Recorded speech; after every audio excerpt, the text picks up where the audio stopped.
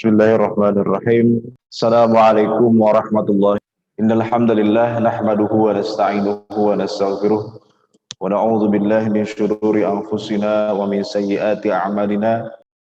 Jadi kita akan beralih tema lain yang tidak kalah pentingnya, yaitu terkait dengan bermazhab. Jadi tema kita pagi hari ini adalah wajibkah bermazhab. Nah, di sini sudah ada sebuah tulisan, sebuah buku yang ditulis oleh teman saya, Ustadz Isnan Ansori di Rumah Fikih. Ya.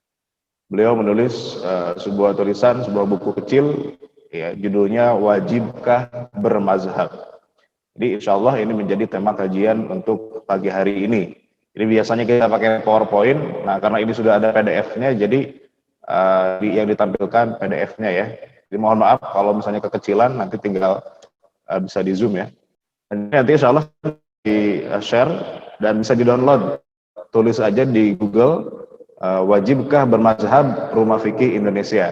Nanti keluar itu bisa di download PDF-nya. Ya. Yang tampil di sini itu bisa di download. Nah, wajibkah bermazhab? Gitu ya. Ini sebagai seorang Muslim, kita mungkin dihadapkan pada berbagai macam perbedaan pendapat, ya, baik dalam masalah akidah, ya, apalagi dalam masalah fikih.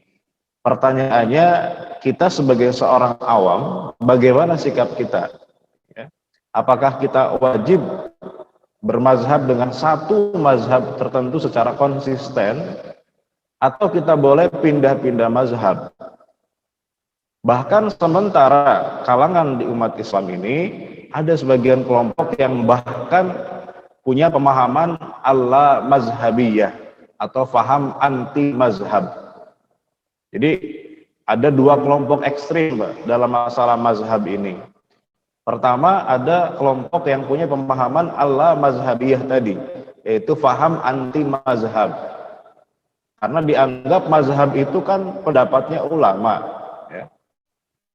Sedangkan ulama itu manusia yang bisa salah, bisa benar. Maka kita harus ikut langsung kepada sumbernya, yaitu Al-Quran dan Sunnah. Ngapain kita bermazhab? Nah, itu paham Allah mazhabiyah, anti mazhab. Tapi di sisi lain ada juga yang kelompok yang fanatik mazhab. Ya, pokoknya mazhab yang lain itu salah. Pokoknya saya wajib bermazhab dengan satu mazhab saja. Di luar itu berarti tidak boleh. Nah, jadi ada dua kutub yang saling berlawanan. Ada Allah mazhabiyah atau anti mazhab, ada yang justru fanatik mazhab. Ya. Nah, sikap kita sebagai Muslim itu bagaimana? Bagaimana sikap yang baik, gitu ya? Nah, insya Allah kita akan coba bahas apa itu mazhab, bagaimana hukum bermazhab, ya. Kemudian bagaimana para ulama berfatwa tentang kita itu sebagai muqallid, sebagai orang awam. Boleh nggak kita merujuk langsung kepada Quran dan Sunnah, atau malah kita wajibnya bermazhab atau taklid, ya, dan lain seterusnya. Ya. Kita mulai dari pengantar dari definisi mazhab terlebih dahulu ya, bahwa mazhab itu secara bahasa, ya, itu sebetulnya isim makan atau nama tempat dari kata kerja zahaba yazhabu. Ya. Zahaba yazhabu itu kan artinya pergi. Jadi tempat mana ia pergi, yaitu mazhab, mazhaba ilaih, secara bahasa begitu. Jadi secara simpelnya mazhab itu adalah pendapat orang, gitu ya, karena mazhab ilaih. Jadi zahaba itu dalam bahasa Arab maknanya bisa bermacam-macam, bisa pergi atau berpendapat, ya.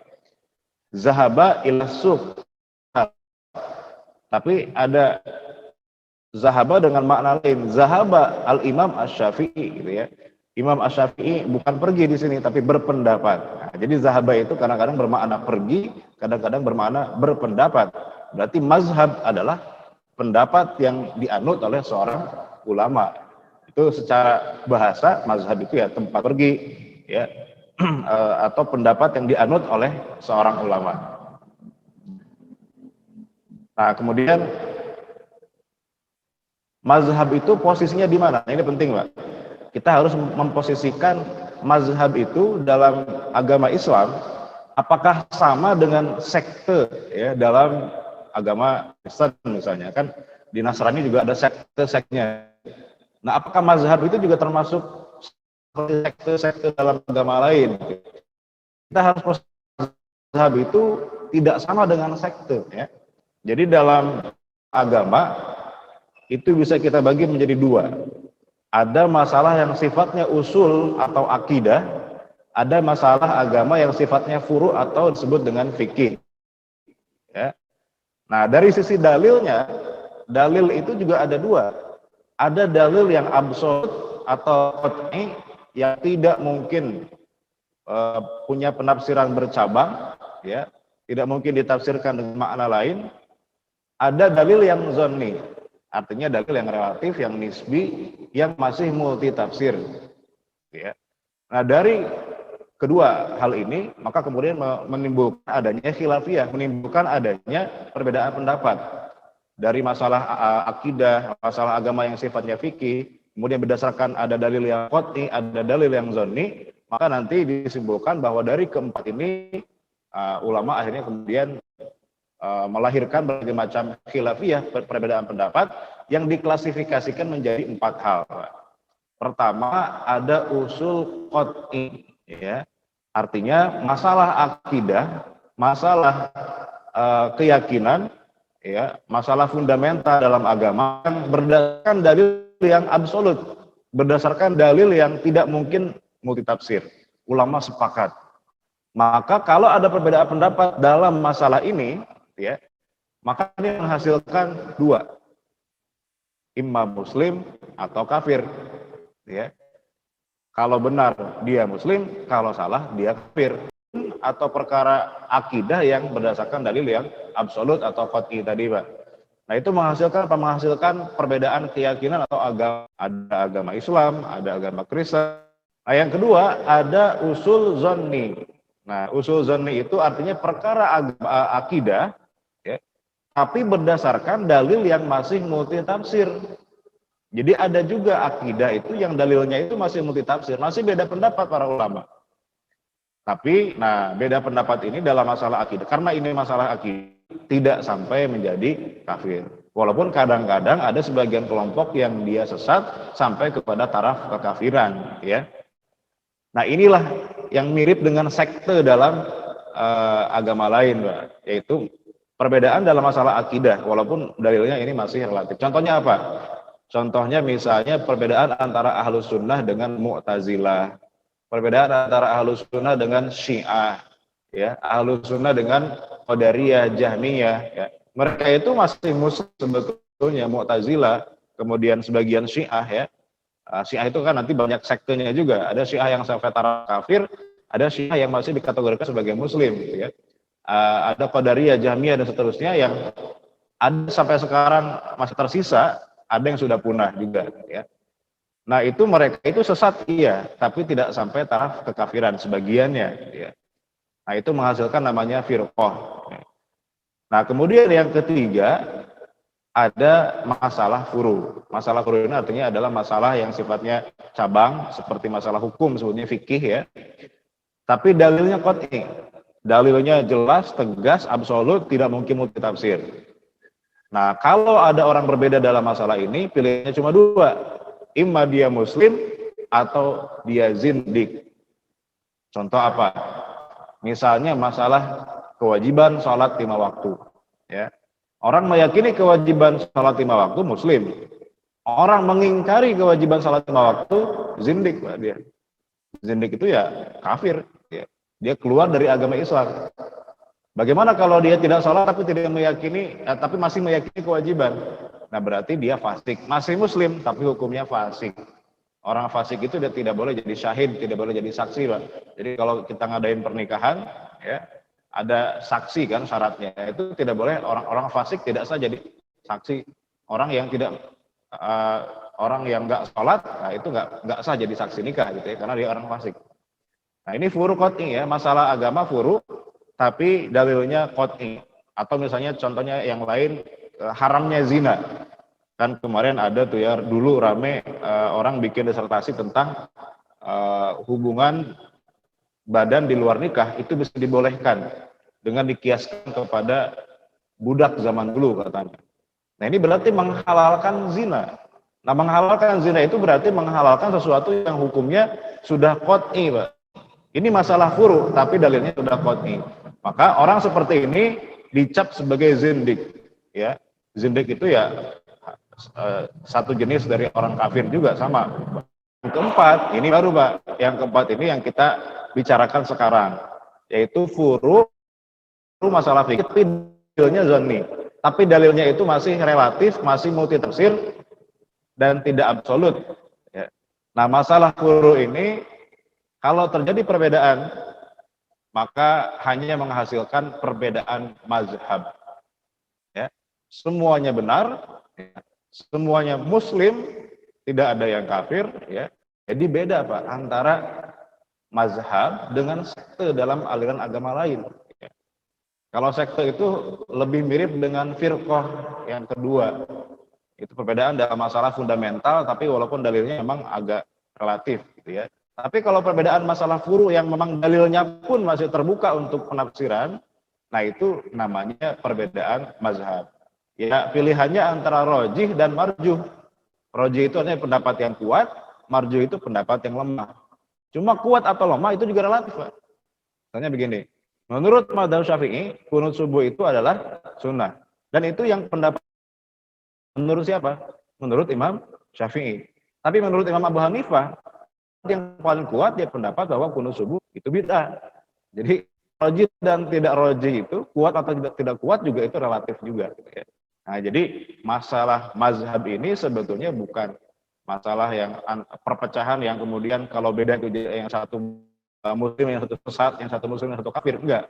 Beda dengan firqah. Nah, kalau firqah itu memang ada hadisnya. Kalau kata Nabi, umatku akan terpecah menjadi 73 golongan. Yang satu masuk neraka, yang masuk surga, 72 lainnya masuk neraka. Itu nanti para ulama memahami bahwa itu perbedaan dalam bentuk firqah tadi, ya, firqah yang sebagian sesat, yang satu itu yang disebut dengan ahlus sunnah wal jamaah. Selain itu, mereka adalah kelompok sesat. Ya. Nah, tapi kalau perbedaan masalah furu, masalah fikih yang dalilnya pun terbuka untuk penafsiran, maka itulah melahirkan yang namanya mazhab. Maka mazhab ini Pak adalah sebuah keniscayaan. Ya, pasti orang itu bermazhab sadar atau tidak sadar. Diakui atau tidak, sebetulnya kalau kita melakukan suatu ibadah beragama, maka kita pasti bermazhab. Cuma mungkin kita nggak sadar, ya. Kan orang sholat Pak, pasti dia takbiratul ihram, pasti dia baca Al-Fatihah, pasti dia melakukan cara sholat dengan cara tertentu. Dan itu pasti ikut pada salah satu dari 4 mazhab. Tidak mungkin tidak. Gitu ya. Orang kunut, ya berarti dia bermazhab Syafi'i, diakui atau tidak. Ya. Orang tidak kunut, ya berarti dia bermazhab Hambali atau Hanafi, diakui atau tidak. Gitu ya. Jadi bermazhab itu adalah sebuah keniscayaan. Ya, walaupun ada orang yang mengaku anti mazhab, pada akhirnya Pak, dia juga sebetulnya bermazhab juga. Gitu ya. Nah, jadi kita akan lebih jauh lagi membicarakan tentang mazhab ini. Berikutnya, nah, apa yang dimaksud dengan bermazhab? Ya. Kan tadi judulnya wajibkah bermazhab? Apa yang dimaksud dengan bermazhab? Jadi bermazhab itu tergantung siapa subjeknya, Pak. Orangnya itu siapa, gitu ya? Apakah orang awam atau ulama? Karena bermazhabnya ulama dengan bermazhabnya orang awam itu berbeda. Ya. Bermazhabnya ulama ya artinya dia mengikuti metode penggalian hukum walaupun mungkin produk hukumnya beda. Misalnya begini Pak, dalam mazhab Syafi'i ya, dalam mazhab Syafi'i kadang-kadang ulamanya beda-beda pendapat ya. Misalnya Imam An-Nawawi itu ulama besar dalam mazhab Syafi'i yang hidup di abad ke-7 Hijriah ya. Beliau ini bermazhab Syafi'i, tapi kadang-kadang pendapatnya banyak yang tidak sama dengan mazhab Syafi'i. Kenapa? Karena kalau ulama bermazhab itu artinya kadang-kadang tidak mengikuti plek ketiplek gitu ya, tidak mengikuti pendapatnya secara secara detail per kasus enggak, tapi beliau mengikuti metode penggalian hukumnya. Jadi rumusnya yang dipakai tapi produknya kadang-kadang beda. Nah, karena begini, nanti ada perkataan para ulama mengatakan bahwa haram hukumnya bermazhab. Bukan mazhab ya, maaf. Haram hukum taklid bagi seorang muslim. Nah, itu maksudnya adalah bagi ulama. Kalau ulama memang haram dia taklid. Kenapa? Karena dia bisa beristihad. Karena dia bisa menggali hukum. Bermazhab itu maksudnya apa? Ya, kita berarti mengikuti pendapat yang menjadi pendapat resmi dari satu mazhab, ya. Karena kita nggak mungkin Pak menggali hukum secara langsung dari Al-Quran dan Sunnah. Yang diikuti adalah apanya? Pendapatnya langsung. Imam Syafi'i misalnya mengatakan kunut subuh sunnah. Ya, kita ikuti pendapatnya bahwa kunut subuh sunnah. Tanpa harus melihat dalilnya, tanpa harus kemudian membaca hadisnya, menghafalkan ayatnya, dan seterusnya. Itu namanya bermazhab bagi orang awam. Jadi bermazhab orang awam itu dengan taklid. Nah, masalahnya ada sebagian ulama yang mengatakan taklid itu haram hukumnya. Maka berselisih paham dalam satu hal, maka kembalilah kepada Allah dan Rasulnya. Berarti kita sebagai orang awam tidak boleh kita bermazhab, tidak boleh kita mengikuti pendapat ulama. Tapi kita merujuk kepada mana? Kepada siapa? Kepada Allah dan Rasulnya. Berarti kemana? Al-Quran dan hadis. Ini pendapat yang tidak sepenuhnya salah, tapi tidak sepenuhnya juga benar. Tergantung kepada siapa dimaksudkan. Kalau maksud adalah orang awam, bahwa orang awam itu harus merujuk langsung kepada Quran dan Sunnah, justru ini oleh para ulama dikatakan ini haram. Ya. Haram hukumnya orang awam itu kemudian langsung merujuk kepada Quran dan Sunnah. Jadi ajakan untuk kembali kepada Quran dan Sunnah itu adalah ajakan kepada mereka yang sudah memenuhi syarat, yaitu para ulama yang tahu alatnya, yang punya kompetensi untuk langsung merujuk kepada Quran dan Sunnah, tahu bahasa Arab, ya, tahu bagaimana kaidah usul fikih, tahu kaidah fikih, tahu kemudian gramatikal bahasa Arab, dan seterusnya. Nah, punya alat-alat itu, dia hafal sekian ribu hadis, baru dia memenuhi syarat untuk merujuk langsung kepada Quran dan Sunnah. Tapi orang awam, kita nih Pak, termasuk saya gitu ya, nanti ada fatwa dari ulama mengatakan bahwa haram. Saya akan coba, ini ada pernyataannya, kita cari ya. Nah, ini dalilnya Pak, orang awam itu taklid, wajib mengikuti pendapat mazhab ulama tanpa harus tahu dalilnya. Karena orang-orang sekarang Pak kadang-kadang terlalu ribet Pak ya gitu ya. Dikit-dikit dalil, dikit-dikit dalil. Pokoknya harus tahu dalilnya. Padahal ulama zaman dulu sepakat orang awam itu tidak harus tahu dalil, ya. Karena apa dalilnya? Nah, ini dalilnya apa? Bahwa orang awam itu wajib bermazhab atau bertaklid, ya. Nah, taklid itu sendirinya adalah akhdhu mazhabil ghair min ghairi ma'rifati rujhani dalilihi. Mengikuti pendapat seorang imam mazhab tanpa mengetahui kualitas dalilnya. Ini disebut dengan taklid. Nah, para ulama mengikuti bahwa seorang awam itu bukan hanya boleh, bahkan wajib bertaklid.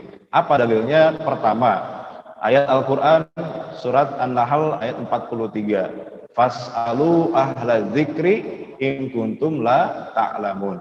Maka bertanyalah kepada orang yang mempunyai pengetahuan jika kamu tidak mengetahui. Maka ini menjadi konsensus ulama, menjadi kesepakatan ulama bahwa ayat tersebut memerintahkan orang yang tidak tahu tentang hukum dan dalil untuk taklid, mengikuti kepada orang yang tahu. Ya, mayoritas ulama usul fikih berpendapat bahwa ayat tersebut adalah dalil pokok pertama tentang kewajiban. Nah, tentang kewajiban orang awam untuk mengikuti orang alim yang mujtahid. Jadi kewajiban awam bukan tahu dalil, bukan harus tahu ayat Al-Qur'annya apa, harus fas'alu ahla dzikri. Bertanyalah kepada orang yang ahli zikir. Di sini bukan ahli zikir maksudnya baca tasbih, baca tahlil, baca tahmid, bukan Pak. Ahli zikir di sini maksudnya adalah ahli ilmu penafsirannya. Nah, jadi ini ayat pertama yang menunjukkan bahwa kita sebagai orang yang tidak tahu, orang awam, kewajiban kita adalah bertanya kepada yang tahu. Bukan rujuk langsung kepada sumbernya. Nah, Ayat yang lain misalnya yang mengindikasikan bahwa orang awam itu boleh bertaklid, ya. At-Taubah 122. Falaula nafar min kulli firqatin minhum ta'ifatun liyatafaqahu fid din wa liyunziru qaumahum idza raja'u ilaihim la'allahum yahdharun. Tidak sepatutnya bagi mukmin itu pergi semuanya ke medan perang. Mengapa tidak pergi dari tiap-tiap golongan di antara mereka beberapa orang untuk memperdalam pengetahuan mereka tentang agama dan untuk memberi peringatan kepada kaumnya. Jadi di antara para sahabat Nabi itu tidak semua disuruh kemudian menuntut ilmu. Bahkan mayoritasnya malah disuruh berjihad. Dan orang yang jihad itu berarti kan mereka tidak kemudian mengetahui dalilnya, mengetahui hadisnya, karena yang tahu itu adalah orang yang disuruh oleh Nabi untuk menuntut ilmu. Di antaranya Ali bin Abi Thalib ketika perang Tabuk itu beliau disuruh tinggal di Madinah. Ya, Ali itu sudah menuntut ilmu aja udah, ya. Engkau yang jadi nanti muftinya, jadi ulamanya, yang lain biar bertanya kepada kamu. Dan faktanya, Pak, dari sekian ribu sahabat Nabi itu, kata Ibnu Qayyim al-Jauziyah, hanya 140 sahabat yang dia ahli ilmu.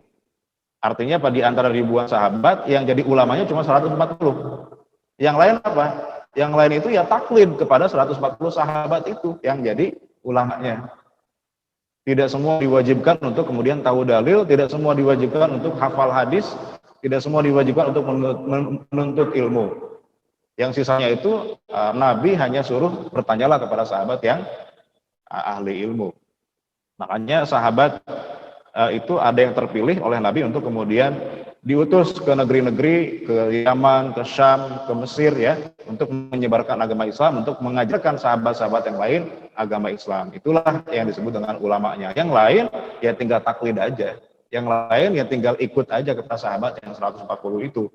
Jadi minoritas ternyata sahabat yang ulama. Sisanya ya sama seperti kita orang awam juga. Mereka bertanya kepada sahabat yang lebih tahu.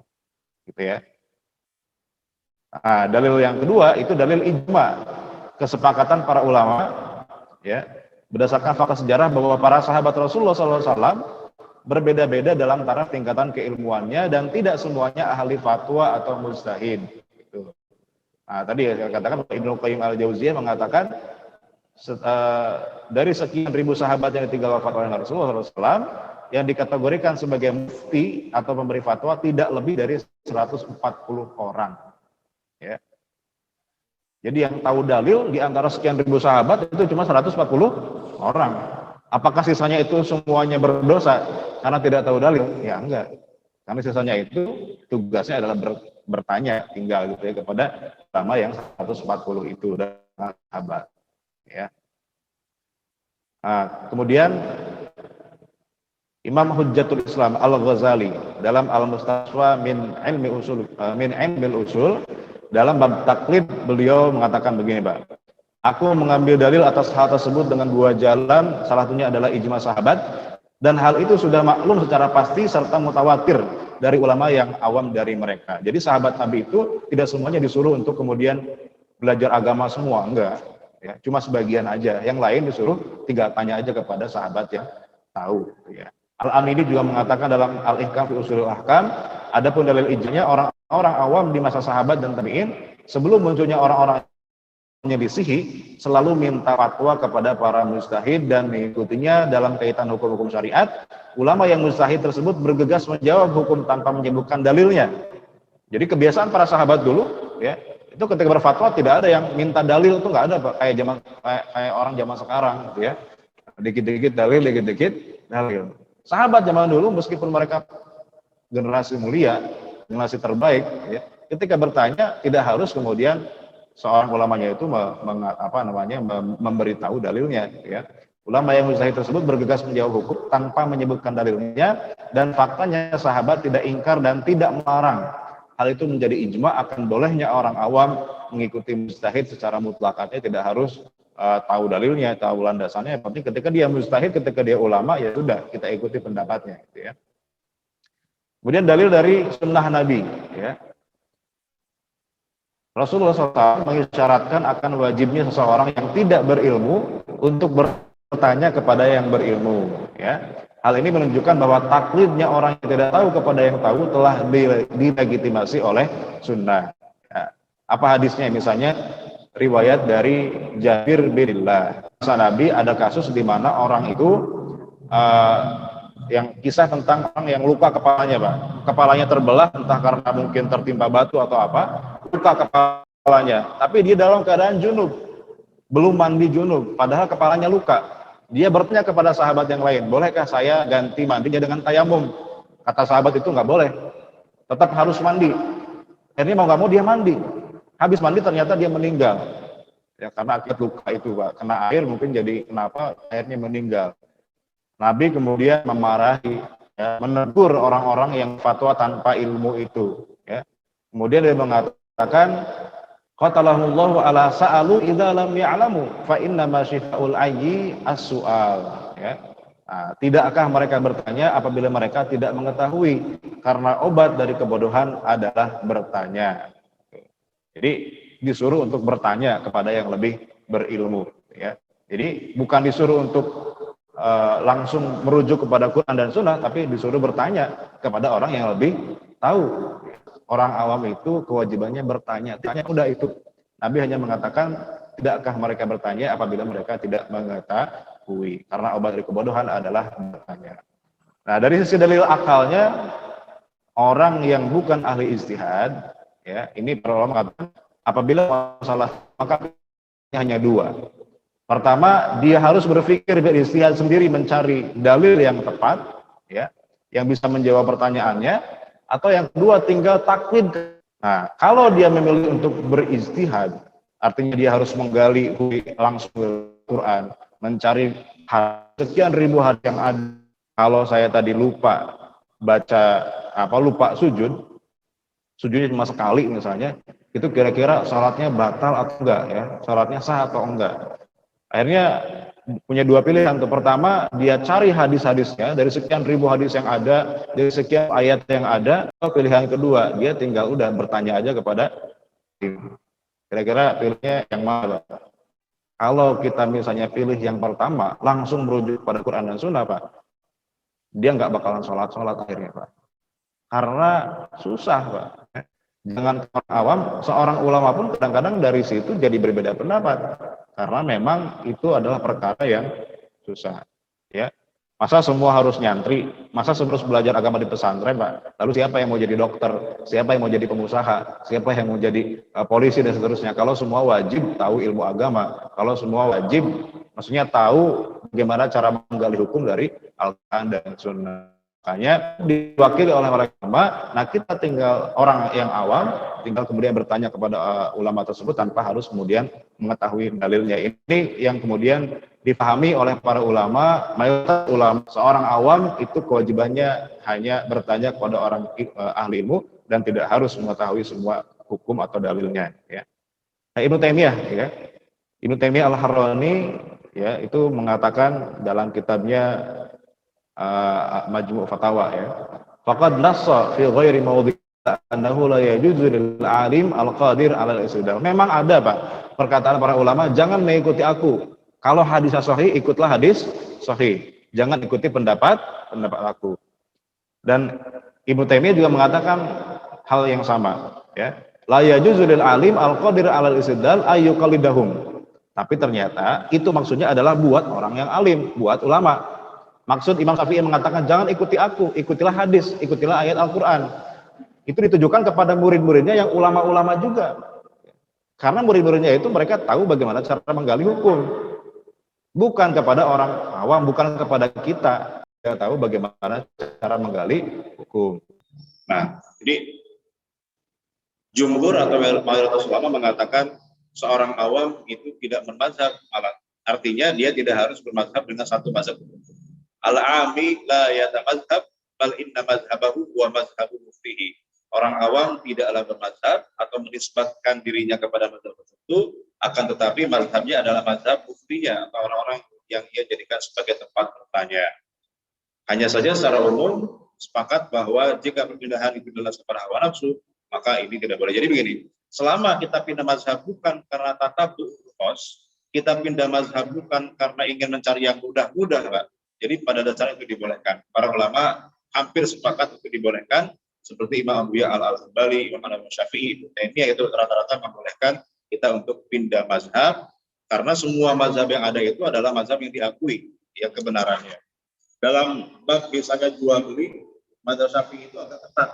Tidak boleh misalnya kita jual beli barang kecuali dengan ijab kabul yang diucapkan secara lisan.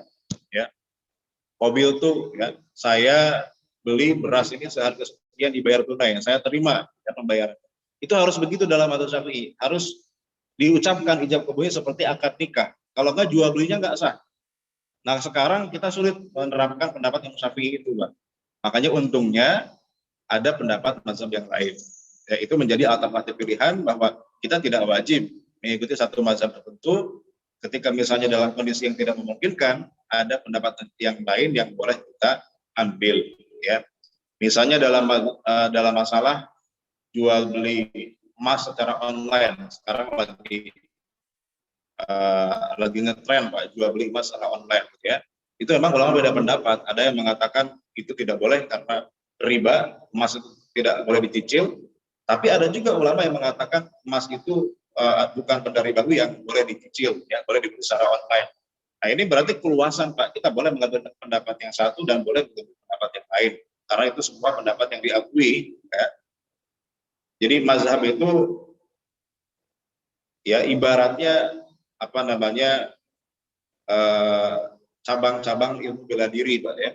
Ada silat, ada taekwondo, ya, ada apa lagi, Pak? Wing Chun, ya kan? Nah, itu bukan berarti taekwondo itu kemudian lebih baik daripada Wing Chun, lebih baik daripada karate. Enggak, semua itu adalah cabang dalam ilmu bela diri. Yang semuanya juga punya style masing-masing, ya, bukan yang satu sesat, yang satu kemudian paling benar, enggak. Mazhab itu adalah pilihan pendapat yang kemudian didasarkan oleh pendapat ulama yang kredibel, dan kita boleh mengambil pendapat manapun di antara mazhab yang ada dengan syarat tidak berdasarkan hawa nafsu, dengan syarat tidak berdasarkan tatabbu'ur rukhas atau mengikuti pendapat yang mudah-mudahnya saja.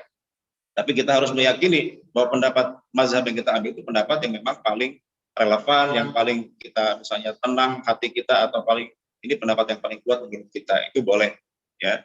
Misalnya tadi kalau kita misalnya zakat pakai beras itu kan sulit dan kemudian tidak terlalu tidak efektif dan tidak efisien, gitu ya. Mendingan pakai uang saja, ya boleh, itu mengikuti pendapat mazhab Hanafi, ya. Nah, saya kira itu saja mungkin untuk pertemuan subuh kali ini terkait dengan wajibnya bermazhab. Kesimpulannya adalah bahwa bagi orang awam bermazhab itu adalah sebuah keniscayaan, karena tidak mungkin bagi kita sebagai orang awam untuk langsung menuju kepada Quran dan Sunnah. Alih-alih kita mendapatkan hukum yang kita inginkan, tapi bisa jadi malah sesat dan menyesatkan. Sebagaimana kata Sufyan Ats-Tsauri, al-hadits mudillatun illa lil fuqaha. Hadis bisa menyesatkan kecuali bagi para ulama. Jadi kewajiban kita sebagai orang awam adalah bertanya kepada ulama yang kita percayai, yang kita yakini kebenarannya, dan itulah pendapat yang kita ambil tanpa harus mengetahui detail dalil-dalil ibadah yang kita lakukan. Karena kalau kita harus tahu dalilnya, Pak, satu-satu, kita nggak pernah akan bisa ibadah, ya. Salat itu dari mulai takbiratul ihram sampai salam semua ada hadisnya. Kira-kira hafal nggak, Pak? Satu aja hadis tentang sholat, Pak. Hadis sampai sanadnya, Pak. Dari siapa sampai sahabat Nabi, ada nggak satu aja hadis yang kita hafal? Kan nggak ada, gitu ya. Nah, dan itu sulit. Iya, ini akidah itu tadi kan ada dua.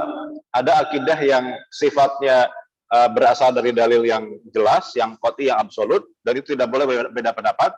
Karena kalau beda pendapat berarti menyelisihi kesepakatan ulama, ya. Seperti tadi masalah keesaan Allah, masalah kebenaran risalah Nabi Muhammad SAW, masalah surga dan neraka, adanya alam gaib, itu kan akidah yang sifatnya pasti dan tidak boleh kita beda pendapat, itu ya. Nah, tapi akidah juga ada yang sifatnya itu dari dalil yang zonni, dari dalil yang sifatnya relatif. Nah, itu nanti dibagi-bagi lagi. Ada yang boleh beda pendapat, ada yang tidak boleh beda pendapat. Contoh misalnya dalam masalah akidah itu juga rumit juga, Pak. Perbedaannya banyak juga nih, Pak. Dalam bab akidah itu ada mazhab misalnya Asy'ari, Maturidi, ada Salafi atau Athari. Dan itu perbedaannya juga lumayan besar gitu ya. Tapi tidak saling mengkafirkan. Ya hanya yang satu mengatakan itu sesat, Ya, misalnya kelompok Salafi mengatakan Asy'ari itu sesat, sebaliknya Asy'ari mengatakan Salafi itu sesat, tapi tidak saling mengkafirkan, gitu ya. Nah, ini masalah akidah sebetulnya yang sifatnya furu, Pak, yang sifatnya apa namanya dalilnya zonni. Contoh apa? Masalah akidah yang ini dalilnya multitafsir. Apakah Nabi Muhammad SAW itu ketika mi'raj ke langit melihat Allah secara langsung atau tidak? Dan itu ternyata, itu kan masalah akidah, Pak, ya. Apakah Nabi melihat Allah secara langsung atau tidak ketika mi'raj ke langit itu, ya? Ternyata para sahabat Nabi pun beda pendapat. Ada yang mengatakan Nabi melihat langsung wujud Allah secara nyata, ada yang mengatakan enggak, Nabi hanya melihat cahaya. Ya, tidak bisa langsung melihat zat Allah. Dan itu masalah akidah yang ternyata para sahabat sendiri beda pendapat. Atau contoh misalnya dalam menafsirkan sifat-sifat Allah, ya. Ini perbedaan antara Salafi dengan Asy'ari biasanya, ya. Contohnya dalam menafsirkan kata yadullah, tangan Allah. Apa yang dimaksud dengan tangan Allah itu? Apakah Allah punya tangan dalam bentuk fisik, atau tangan Allah itu maksudnya adalah kekuasaan Allah? Nah, itu kan hal yang sifatnya multitafsir, ya. Dan para sahabat Nabi sendiri ternyata beda pendapat. Jadi tidak semua kita generalisir bahwa akidah itu tidak boleh beda pendapat. Ternyata dalam masalah akidah pun dalam kalangan internal Ahlussunnah wal Jamaah sendiri itu ada yang beda pendapat, dan itu dibolehkan selama dalilnya dalil yang memang dari awal sudah zonni, dari awal sudah relatif dan multitafsir, ya. Makanya Prof. Ali Mustafa Ya'qub almarhum, mantan imam besar Masjid Istiqlal dulu, itu pernah nulis satu buku berjudul Titik Temu Antara Wahabi dan NU. Karena kan Wahabi dan NU ini beda dalam masalah akidah nih, ya. NU kan akidahnya Asy'ari, Salafi itu akidahnya ya akidah Ibnu Taimiyah lah, gitu ya, yang meyakini bahwa Allah itu punya tangan, Allah itu punya wajah, Allah itu punya punya ciri fisik tertentu, gitu ya. Sedangkan Asy'ari mengatakan tidak. Allah itu jangan dicirikan dengan fisik, ya, karena itu menyamakan Allah dengan makhluknya dan seterusnya. Itu kan perdebatan dalam masalah akidah. Nah, beliau mengatakan bahwa tidak usah berantem, ya, antara Salafi dengan NU. Itu perbedaannya perbedaan yang sifatnya cabang sebetulnya, walaupun masalahnya masalah akidah, karena memang dalilnya dalil yang multitafsir. Yang penting adalah antara Wahabi dengan NU itu tujuannya bagus. Tujuannya apa? Tujuannya ya ingin memurnikan akidah, ingin mensifati Allah dengan sifat yang layak, walaupun pemahamannya berbeda. Nah, jadi Prof. Ali Mustafa Ya'qub ini berusaha untuk menyatukan antara Wahabi dengan NU. Cuma ternyata dipukul dari kedua arah akhirnya beliau ini. Orang NU nggak mau, gitu ya, disamakan dengan Salafi, orang Salafi juga tidak mau kemudian dikatakan bahwa mereka sama dengan orang NU. Akhirnya ya tetap berantem juga pada akhirnya, gitu ya. Padahal menurut beliau bahwa masalah akidah dalam hal ini adalah masalah yang sifatnya furu, yang memang boleh beda pendapat dan tidak saling yang satu benar, yang satu sesat. Selama tujuannya sama, yaitu mensifati Allah dengan sifat yang layak. Saya kira itu, ya, karena dalam masalah akidah ini dalam Ahlussunnah sendiri juga tadi banyak firqah, banyak kelompoknya, gitu ya. Yang penting adalah tadi saya setuju dengan pendapatnya Prof. Ali Mustafa Ya'qub bahwa itu adalah pendapat perkara yang sifatnya masih boleh beda pendapat, karena dalilnya pun memang multitafsir.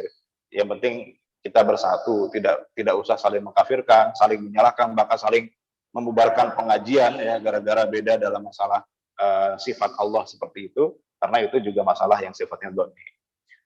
Saya kira itu, Pak. Ada lagi? Ya, kalau Ahmadiyah itu jelas, ya. Ahmadiyah itu kan berbeda dalam masalah yang sifatnya fundamental, yang dalilnya qat'i. Mereka kan meyakini ada nabi setelah Nabi Muhammad SAW yang disebut dengan Mirza Ghulam Ahmad itu.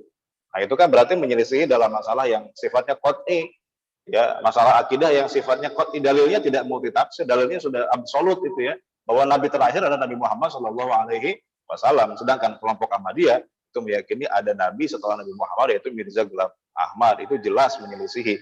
Artinya itu bukan termasuk dari kalangan umat Islam lagi, sudah dianggap kafir kalau begitu, ya. Nah, adapun Syiah, Syiah itu mereka juga terbagi ke dalam banyak sekte juga. Syiah itu ada yang sampai derajat kafir karena menuhankan imam mereka, karena mereka meyakini punya 12 imam yang itu kesuciannya sama dengan kesucian Nabi, bahkan lebih, bahkan sampai menuhankan mereka. Nah, ini Syiah yang sampai derajat kafir. Tapi ada juga Syiah yang tidak sampai kafir. Mereka hanya meyakini keutamaan Ali bin Abi Thalib dibanding sahabat yang lain. Mereka tidak terima bahwa setelah Nabi itu Abu Bakar yang jadi khalifah, harusnya Ali bin Abi Thalib yang jadi khalifah, gitu ya.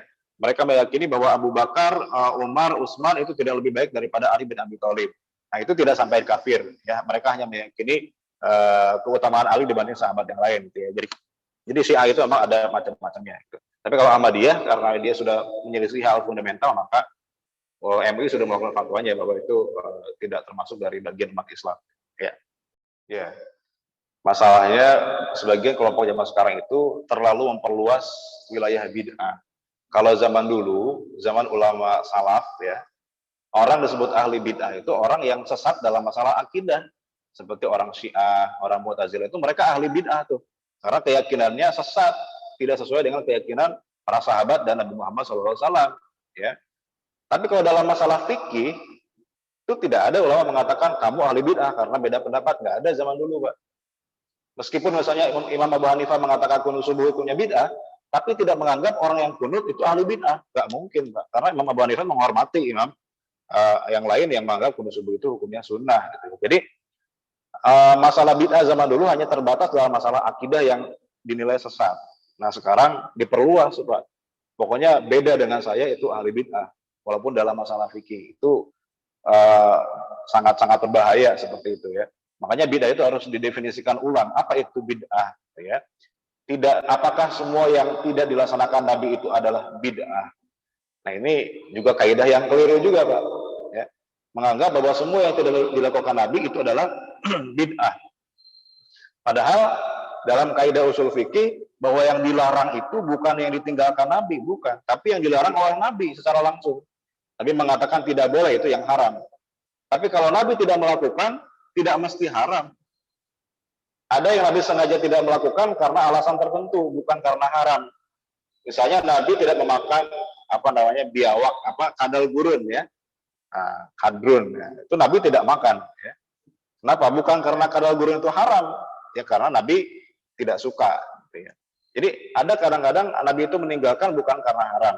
Seperti tadi misalnya, ada sahabat Nabi yang berdoa dengan doa yang tidak pernah diajarkan Nabi, tapi apakah Nabi memarahi atau mengatakan kamu ahli bid'ah? Enggak. Justru Nabi kemudian memuji karena ternyata doa itu diamini oleh malaikat. Itu doa dalam doa iftitah itu, Pak ya. Allahu akbar kabir walhamdulillahi katsir wa subhanallah bukratan wa asila. Itu doa tidak diajarkan Nabi, itu doa dikarang oleh sahabat tapi ternyata diakui oleh Nabi. Tapi ada yang mengatakan, tapi itu kan di zaman Nabi.